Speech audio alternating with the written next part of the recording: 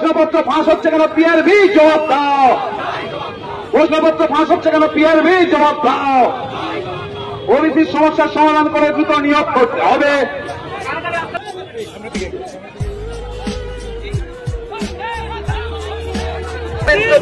পরীক্ষার তারিখ দ্রুত প্রকাশ করতে হবে, পেন্ডিং রেজাল্টগুলোতে পাবলিশ করতে হবে। দ্বিতীয়ত 2023 সালের পর থেকে যেখানে পুলিশের পরীক্ষা হয়েছে, লেডি কনস্টেবল স্পেশালি 2023-এ কলকাতা পুলিশের কনস্টেবল সাব ইন্সপেক্টর প্রতিটি পরীক্ষায় 3 দিন আগে প্রশ্ন ফাঁস হয়ে গেছে বিভিন্ন জেলায়। এইভাবে দুর্নীতি করে পুলিশে এরা কিভাবে আমাদের রাজ্যের নারীদের সুরক্ষা প্রদান করবে? এর পরিণামস্বরূপ আপনারা সকলেই দেখেছেন আর্থিকর হাসপাতালের মতো নিকৃষ্টতম ঘটনা। যাতে প্রশ্নফল না হয় সেজন্য আমরা সিবিটির মাধ্যমে পরীক্ষা নেওয়ার জন্য রাস্তায় নামছি এবং এ ধরনের নৃশংস ঘটনার যদি পুনরাবৃত্তি না হয় তার জন্য আমাদের আজকে আন্দোলন। গাড়িটা একটু পিছবে না, পিছবে। এরপর আমাদের 3 নম্বর দাবি, 2003 সালের পর থেকে কলকাতা পুলিশ ও পশ্চিমবঙ্গ পুলিশের সমস্ত নিয়োগের ক্ষেত্রে সিভিক, ভিলেজ পুলিশ, হোমগার্ডদের রিজার্ভেশন দিন বাড়িয়ে চলেছে সরকার, কিন্তু তাদের নিয়োগের ভিত্তি কি তা আমরা কিছুই জানি না। সরকার এভাবে এদেরকে কিভাবে নিয়োগ করে আজ পর্যন্ত কেন আমরা জানতেই পারিনি। পুরোটাই হয়ে অন্য করে 2021 সালে সিভিক সংরক্ষণ ছিল 10%, 2013 সালে সেটা বেড়ে হয় 15%, 2024 সালে রাজ্য সরকার বাজেট ঘোষণা করেছে এবার থেকে সিভিকদের রিজার্ভেশন 20% দেওয়া হবে। আপনারা সকলে একটি তথ্য শুনলে অবাক হবে, আমাদের রাজ্যে পুলিশের সংখ্যা প্রায় 80,000 আর সিভিকদের সংখ্যা প্রায় 1,20,000। এই পরিসংখ্যানটি রাজ্য সরকার কলকাতা হাইকোর্টে সাবমিট করেছিল।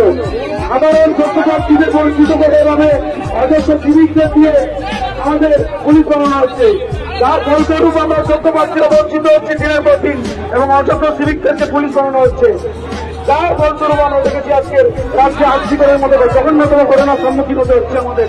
কোথাও সিভিক পুলিশের ড্রেস করে ঘুরে বেড়াচ্ছে, কোথাও কমব্যাট ইউনিফর্ম করে ঘুরে বেড়াচ্ছে। তাই অবিলম্বে সিভিকদের রিজার্ভেশন প্রত্যাহার করতে হবে। সমস্ত এই 3টি দাবি নিয়ে আমরা আজকের রাজপথে নেমেছি। আর যতদিন না আমাদের দাবি পূরণ হচ্ছে ততদিন আমাদের এই ধারাবাহিক আন্দোলন চলতেই থাকবে।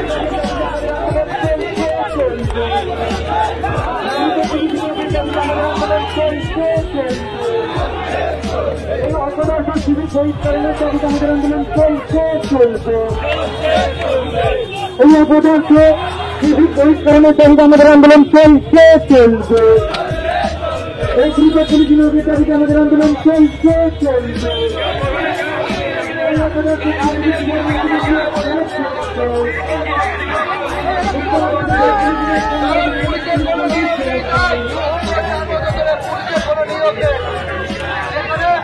সরকারি পুলিশ মাত্র 80,000 এবং সিভিক 1.5 লক্ষ। এখানে যারা উপস্থিত হয়েছেন সকলকে সংগ্রামে অভিনন্দন। প্রথম কথা হচ্ছে যে অনেক ছেলে মেয়ে পুলিশের পরীক্ষায় ফর্ম ফিল আপ করে, কিন্তু রাস্তায় নেমে আন্দোলনে সবাইকে পাওয়া যায় না। যারা লড়াইটা মুখ বুঝে মেনে নেয় না, যারা লড়াইটা করতে চায় তারা আপনারা এখানে উপস্থিত হয়েছেন। আর এই লড়াইটা যারা বাড়ি বসে আছে তাদের জন্য আমরা লড়বো, আমরা নিজেদের জন্য লড়বো। রাজ্য সরকারের এই অসভ্য সিদ্ধান্তের বিরুদ্ধে আমরা নিজেদের অধিকার লড়াই করে আনবো, এটাই আমাদের আজকের মিছিলের সংঘবদ্ধতা।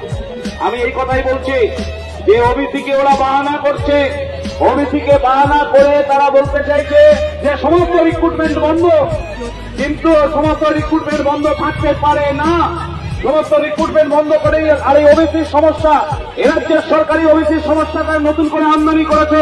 এই ওবিসির সমস্যাটা আগে ছিল না, এই সমস্যাটা তারা এনেছে, সেই সমস্যার সমাধান তাদেরকেই করতে হতো, তাদেরকেই করতে হবে। এটা আমাদের বক্তব্য, এটা আমাদের লড়াই। আমাদের পরের কথাটা হচ্ছে যে একটা দিন মিছিল করেই আমরা আমাদের সব দাবি আদায় করতে পারবো, এটা কেউ ভাবে? আমরা যতদিন না পর্যন্ত পরীক্ষা হচ্ছে, স্বচ্ছ নিয়োগ হচ্ছে, ততদিন পর্যন্ত আন্দোলন চলবে, একই না?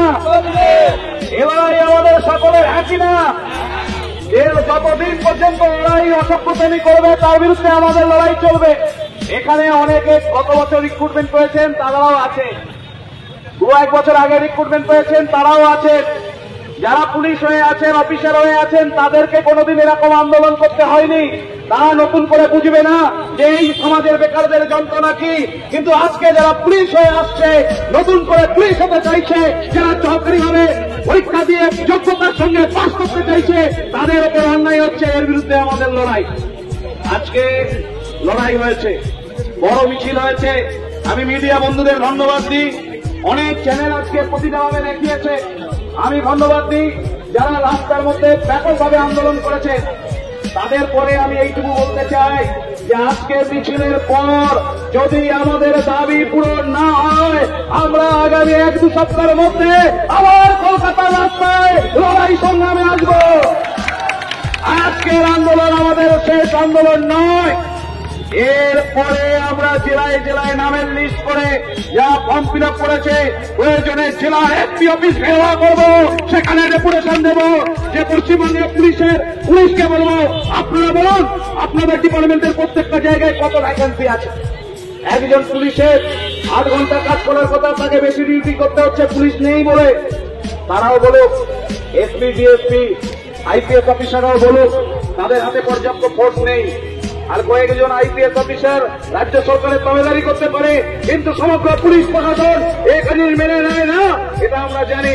তাই আমার একদম ছোট্ট কথা যে এই আন্দোলন আমাদের, এর আগে আমরা আন্দোলন করেছি 42 ডিগ্রি টেম্পারেচার, এপ্রিল মাসের 10 তারিখ।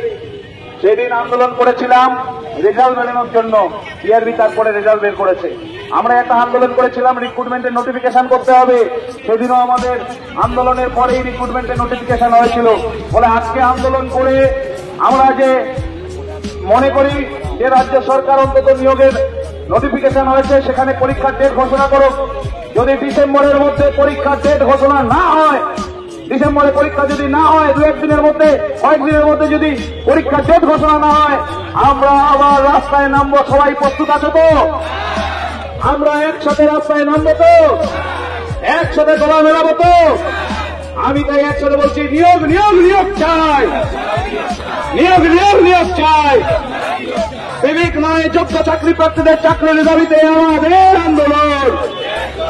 যোগ্য চাকরি প্রার্থীদের নিয়োগের দাবিতে আমাদের আন্দোলন। সিভিক নয়, যোগ্য চাকরি প্রার্থীদের আন্দোলন চলছে, চলবে। প্রশ্নপত্র ফাঁস হচ্ছে কেন? পিআরবি জবাব দাও। প্রশ্নপত্র ফাঁস হচ্ছে কেন? পিআরবি জবাব দাও। ওবিসির সমস্যার সমাধান করে দ্রুত নিয়োগ করতে হবে।